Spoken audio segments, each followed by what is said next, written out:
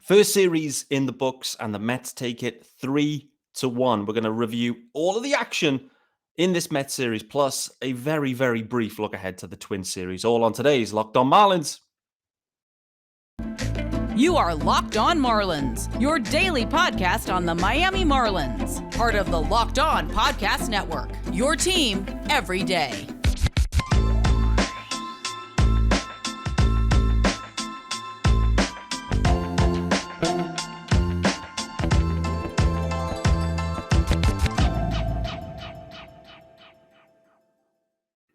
Greetings from England and welcome to Locked On Marlins, the Monday episode of Locked On Marlins. Hope everyone had a great weekend. I'm your host, Peter Pratt. Hit me up on Twitter at Miami Marlins _UK. If you are listening to the pod, hit subscribe. It is a daily show and it is your team every day. If you are wondering, yes, there is a YouTube channel. Head on over to there. We are trending. We are growing. Hit subscribe on the YouTube. Also, you will see it's daylight here, so I've hit this one relatively early, like late afternoon vibes. The sun is setting. I'm a solo pod, riding solo on this one. And just to call out, there may be a double episode today. Wait to see, but it's possible there's going to be a Locked On Marlins, Locked On Twins crossover, maybe coming at you later on before first pitch later on today. Trying to see if we get that one scheduled. But what I wanted to do is hop on and look backwards. We've got this first Mets series out of the way. 3 games coming up now against the Twins, and then another series against the Mets. So just to call it out as well, the Minnesota Twins, they are coming into Miami after a 3-0 start. Yes, sir, the Twins are hot, and Pablito will be going as well in Game 3 of this series. So tons to get into on that one. It's going to be a fun series. Of course, we got this Luis Arraez revenge series, the Pablo Lopez revenge series. We'll wait to see how it goes. But just before we get into that, reminder, this episode, and it's sponsored by our good friends over at Ultimate Baseball GM. And if you've ever dreamed of becoming an MLB GM and managing your baseball franchise, then this game is definitely for you. To download the game, just visit ultimatebaseballgm.com or look it up on the app stores. Our listeners get a 100% free boost to their franchise when using promo code Locked On, all caps, of course, Locked On in the game. More about those guys later on, but let's look back. Let's reflect on a close series in parts, and also there was a lot of trends emerging, I would say, early doors that I think is very interesting. The Marlins as well, not the Marlins, we're 4 games in the 1-6-2, so it shouldn't be panic stations at all. But after yesterday's game, a lot of question marks come down to what are the Marlins going to be doing with Avisail Garcia? What are the Marlins going to be doing at shortstop? What are the Marlins going to be doing at center field? Overall, these were probably the questions that we already had going into the year. And in reality, those questions do remain. Dig into them in the second part of the show. Where I wanted to start, though, guys, was I think when I look back with this Mets series, the overarching thing that surprised me the most, and heading into it, I was bullish. I was bullish on this. If the Marlins pitch well and they pitch to their potential, this series was there to be won. I truly believe that. And, the Mets, Marlins, they line up well, I think, against each other. Like the Mets offense isn't like the high-powered Braves type of offense where it's bombs away. Like the Mets are pretty similarly set up to how the Marlins are trying to set themselves up. So I think that's interesting. But overall, with the pitching for the Marlins, and they had obviously Sandy Alcantara getting the ball, then Jesus Luzardo, then you get into Edward Cabrera, rounded off with Trevor Rogers. 4 guys that I believe have high ceilings in them. Overall, the main takeaway I had and the main surprise for this series was the starting pitching was not on point. Overall, it wasn't. Jesus Luzardo in the main had the best start, I would say, but he didn't get through 6. I don't think any of the guys got through 6. They didn't. So for me, that is the biggest surprise. And why didn't they get through 6? It wasn't because they were getting blown up. It was just either primarily the walks, so the lack of command or control, and Trevor Rogers equally then got into some issues hitting batters as well towards the end of his outing. So overall, that was the biggest surprise for me, the biggest concern. Because overall, this Marlins team is built on its pitching. Absolutely. And if the starting pitching isn't quite there, then this is going to be a real struggle because the offense, and we're going to talk about the offense because I think there was definitely some bright spots in there. And actually, there's sometimes the Bucs do it justice overall. But primarily this offense isn't going to blow you away, and it's not going to be blowing teams away day after day. It's an accumulating type offense. They just didn't quite accumulate enough over the weekend. But it's got to keep the games tight, and actually slightly doing it a disservice. They did keep games tight, but there was just a little bit of sloppiness in there. For me, Edward Cabrera was the one that really stood out for obvious reasons. I think there was 6 walks in total for Eddie Cabrera, and watching that game 3. In a game where the Marlins could and should have been feeling optimistic. Obviously, it should have been Justin Verlander. It wasn't Justin Verlander. Ended up being Tyler McGill. And so, that should have been a real opportunity with the Marlins kind of like circling that one going, this is a game for us. We should be winning this. But Eddie Cabrera, he barely got in the zone all game long. He just was outside the zone. He was wild. A lot of walks, way too many walks. The pitch counts get up, and thus you get into the pen earlier than you'd ideally like to. And that's shown for today, by the way. We've seen Braxton Garrett has been optioned today on Monday in advance of this Twins series. And that's because the Marlins, they've needed to turn to their long relievers. Brazoban's had to work multi-innings in 2 of the 4 games. Braxton Garrett had to go 3 innings. So the Marlins bullpen and the length guys are being tested. They're actually holding up okay. And I'd say the pen in general has held up okay. Must say Tanner Scott had a Tanner Scott type outing in game 1. Andrew Nardi didn't look amazing in his outing. I've never been impressed with any of Andrew Nardi's performances at the major league level thus far. But we are where we are. I don't think we need to really dig in too deeply into that. Again, it's just about these starters. And what do we see the next time around? I think when you look back to 2022, Sandy Alcantara started in the same way. It was a little bit wild, was a little bit loose. The guys, they'll be feeling it. They'll be feeling the nerves. They won't have pitched in a competitive game for some months. And so just kind of switching the mind, the body into these are meaningful games, and there is a lot of pressure on from the spring games where it's just a bit like going through the motions. So I think it's something to look out for. The reality is Twins are in town, then the Mets, then the Phillies. There's no respite for this rotation. The rotation is going to be tested and needs to be tested and needs to stand up for this Marlins team to do well and succeed. I'm certainly not panicking at this point. Just feel like it's just kicking the rust off. And let's be honest, like the Mets guys too, they were in a similar spot. I mean, particularly on the Sunday game, the Trevor Rogers Senga head-to-head game, the 2 of them went, 36 pitches each in the first inning. So both of them took time to settle. Both of them did then settle into the game. And then, Tommy Pham torched a 2-run bomb, and it was an absolute blast as well from Tiv.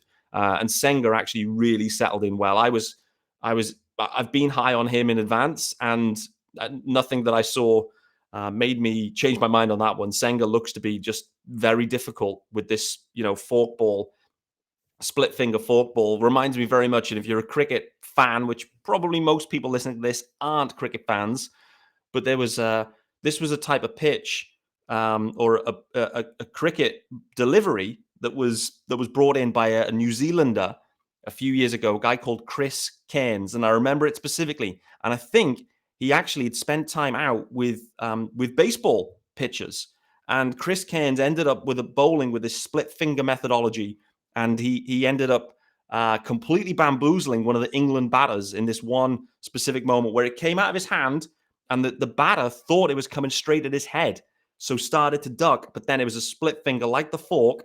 It ended up going right under him, so he ended up ducking what is in a cricket sense called a Yorker. He ended up ducking a Yorker and getting bowled. And so that was the first time I'd seen it. As soon as I saw this Senga delivery, it reminded me very much of Chris Cairns. Many of you are probably scratching your head and going, what the hell is Pete on about?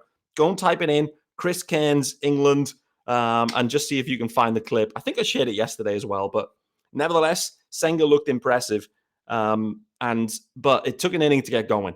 And this is it. I think let's see what they've got the second time around with the guys. Let's see how they kind of get into the groove. The Marlins rotation has to perform and stand up. The first thing is Everyone's healthy first time through. So that's great. We got Johnny Cueto going tonight. Johnny Cueto's had some concerns, some issues, let's say, in spring.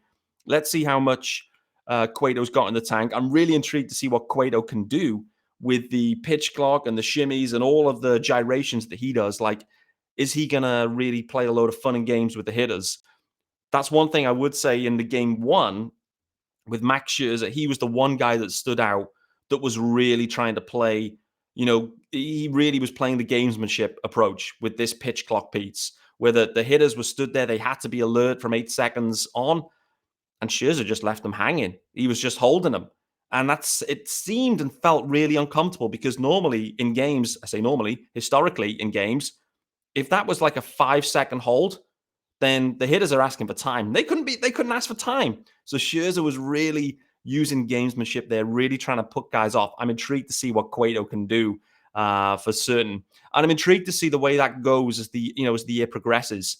What I would say was another thing that stood out to me pitching-wise, rotation-wise, pitch clock, Jesus Luzardo fully got in the groove. Like, he was throwing, with no runners on base. He was making his delivery like with 10 seconds left on the clock. He was working at such a pace, and it was really working for him. It was great to see. So I think we thought this was going to really impact the pitchers. On the opposite way, it's the hitters that are really struggling with this. And actually, this clock, this pace, momentum that the pitchers are getting into is really helping them in some cases. And the hitters are left kind of like trying to take a breath and like, whoa, I need to go and fix my gloves, but I can't. Let's talk about that after, because Avisail Garcia was the first Marlin to be called out with a strike for a pitch clock violation. Before we do that, though, guys, it's our first ad of the day, and it's our good friends over at Ultimate Baseball GM. Let's get these sexy graphics up. There's a QR code on there, too, for those that are watching. And I've already mentioned them at the start of the episode because they are the sponsor of today's. But Pro Baseball GM is the coolest game that I've played in a long, long time. I've always thought I could be a great Major League GM, and if you follow me on Twitter, you will know that. And as it turns out, it isn't that easy.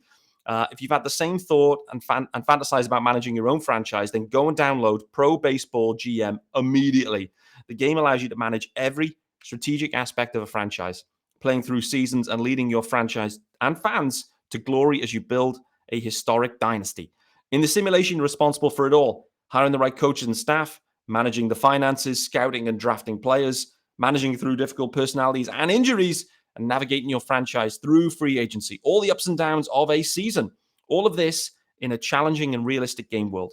Ultimate Baseball GM is completely free and playable offline. Play on the go as you want, when you want to, which sounds absolutely glorious to me. So what have you got to do? And here's where you can get your free boost. Locked On Marlins listeners get 100% free boost to their franchise when using the promo code LOCKED. So make sure to check it out. Download the game. Just visit probaseballgm.com, scan the QR code, or look it up on the app stores. That's probaseballgm.com. Ultimate Baseball GM, start your dynasty today. All right, guys. Right, so let's talk about the hitting side. That's my biggest takeaway. Already mentioned the pitching, a little bit rusty, let's say. The pitching has to be better, and it will be better. I'm absolutely convinced of that. And so that was the biggest surprise for me in that series. From a hitting perspective, where do we start? We have to start with Luis Arraez. Luis Arraez, what a glorious first series. And he was just exceptional. Exceptional. He was as advertised, for certain. So I absolutely loved what Luis Arraez was doing. Just continued. It was just hit after hit after hit after hit. Opposite field, straight up the middle, a little bit of pull. You name it, Arraez did it. The one thing I would say about the two things I would say about Luis Arraez that surprised me slightly, not directly linked to him, but maybe into the Marlins. So overall in that series, the Marlins had a problem where they were getting guys on, but they were stranding them. So many hitters were left on base. So many chances with runners in scoring position that they couldn't capitalize on. So that's one of the main things that I would call out at this point is, should Luis Arraez be leading off? Or should he be hitting a little bit further down the order, similar to how Venezuela had him in the 3-hole? Why is that? Because if there's runners, if Arraez is hitting at the 3-hole and you've got, let's say, Gene Segura and, I don't know, John Birdie or Joey Wendle, or whoever it might be, hitting in advance, you've got then maybe an opportunity where there's one or even two guys. I'd say if Birdie's playing, Birdie should be leading off for certain. You've then got one, maybe two guys on base in advance of Luis Arraez.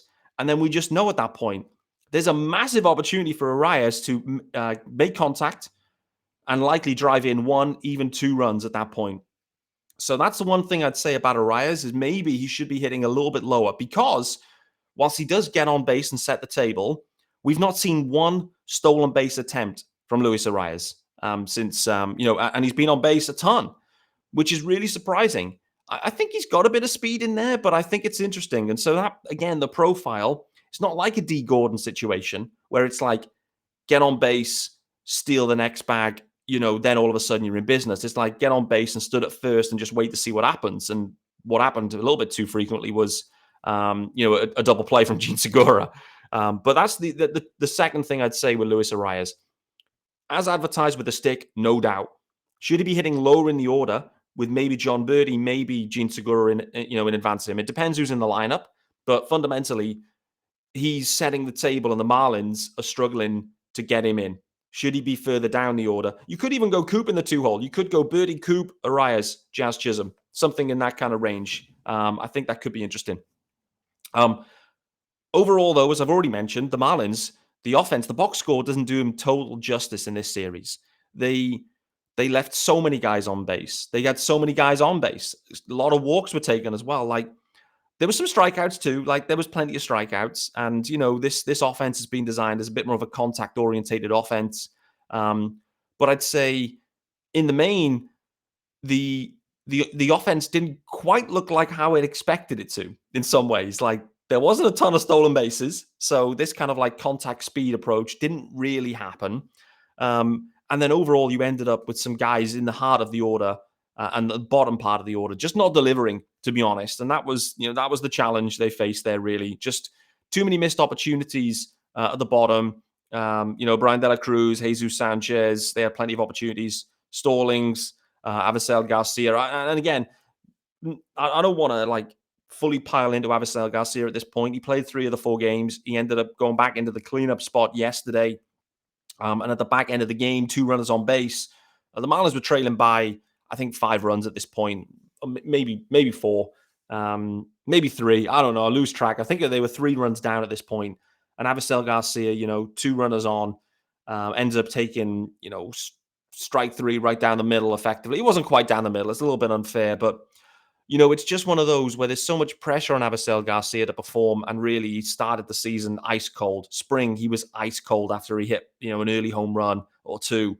So what do the Marlins do with Avisail Garcia? There's nothing they can do with him at this point. They've just got to keep putting him in the situation to succeed as best he can, mentally, mechanically, loads of things there with Avi, but to not see him in the cleanup spot, I'd much prefer him in the 6-hole. I really like the way the Marlins lined up in, I think, game 2, when, you had Jorge Soler in the 5-hole, Jazz hitting cleanup, Avisail Garcia in the 6th spot, Nicky Fortes, I think, playing at that point. Like, that lineup felt good to me.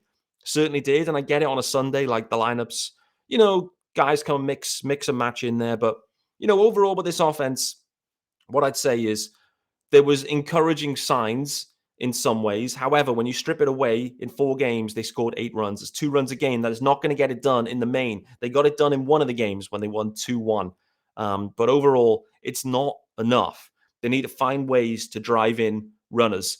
Avisail Garcia, there's nothing the Marlins can do with him at this point. He's owed the money. They're not going to cut him. And so they have to continue to work with Avi to find a way. What I would say is there were some encouraging signs with Jesus Sanchez, particularly in his first game of the year with a walk and an opposite field double, which is nice to see. Also looked good in the field, playing at left field on Sunday's game. So Jesus Sanchez, for me, he's definitely carried through this form from spring, which is encouraging for certain. But overall, the Marlins just need the big hits. They need some big hits in the big spots. And this is the kind of team that they could very easily put up like 5, 6, 7 spots in an inning. It is. They could just accumulate because they definitely got the guys in there to do it. It's just about getting the big hit at the big time, which they unfortunately missed over the weekend. Let's tell you about our good friends over at Built Bar, and then we will get out of here. Like I said, there could be a double episode extravaganza, but the Built March Madness bracket is here. So if you haven't done this, get on over there quick for sure. It's builtmarchmadness.com to vote for your favorites. I'll be voting for those coconut puffs because they are my favorite. You want to be voting for them too, for certain. So when you vote for your favorite bar or puff, you'll be entered into a draw where 50 lucky Locked On listeners will get a free box of Built. And not only that, one lucky fan will get a 12-month subscription to Built to have Built's best bars or puffs delivered monthly straight to your door. You got to try those Builts. They are the best protein bar ever. Seriously, they're so amazing, but you won't think they're good for you. What makes them good? Well, for starters, they're high in protein, low in sugar, and milk chocolate. You can head on over to builtmarchmadness.com right now to vote for your favorite bar or puff and pick up a box while you're there. You can vote every day in March, maybe into April as well. So hop in and support your pick. Okay, guys, we are just over the 20-minute mark. And I think I probably covered the main topics I wanted to today in a solo pod. I feel like I've spoken very fast and I feel like I need to take a breath and reflect here. But, on reflection, the Marlins lost the series 3-1. The rotation looked rusty. The bullpen held, and I believe that AJ Puk will be cemented as the Marlins closer. I know heading into the year, Skip Schumacher saying, I like the matchups kind of play and da-da-da. I think the reality will be that Puk will get the majority of save opportunities. I think the Marlins really like the stuff and the strikeout ability that he has, which is what you need in that ninth inning, in those big outs. So I think that will be the way the Marlins go with this, and Floro is going to slide backwards into the seventh and eighth inning for certain. But rotation rusty, bullpen looking nice. We didn't see a lot of leverage because the Marlins were trailing in a lot of games, apart from the one that they actually won, and in that game they managed to get it done. The offense the box score doesn't do it justice in this series. A lot of hits, a lot of decent contact for certain, but overall, Luis Arraez ended up stranded a ton of times. He was on base a ton. Should the Marlins consider moving him down the order? Avicel Garcia's had a struggle. Joey Wendle equally has had a struggle. Jazz Chisholm in center field has, again, it's a learning curve for Jazz. And it's going to continue to be the storyline for some time. One of the considerations is, do you just bring Jazz? If Wendle struggles and continues to struggle at shortstop, for a sustained period.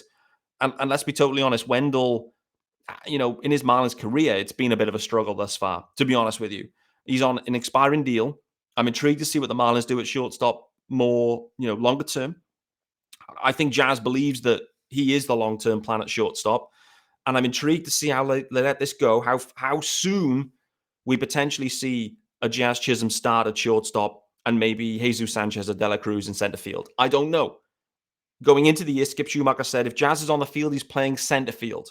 And so I'm intrigued to see if they divert away from that. There was a play in yesterday's game, the Sunday game, where Jazz used all of his athleticism, his speed to get to a ball. It was a well-hit ball for certain. He got there. He definitely got there, but misplayed it in the end, just kind of let it, he got his glove to it, but couldn't corral it. I think he had some issues with the lights, but we're seeing a little bit too much of that, where it's just like not quite there yet with Jazz in center, which is to be expected.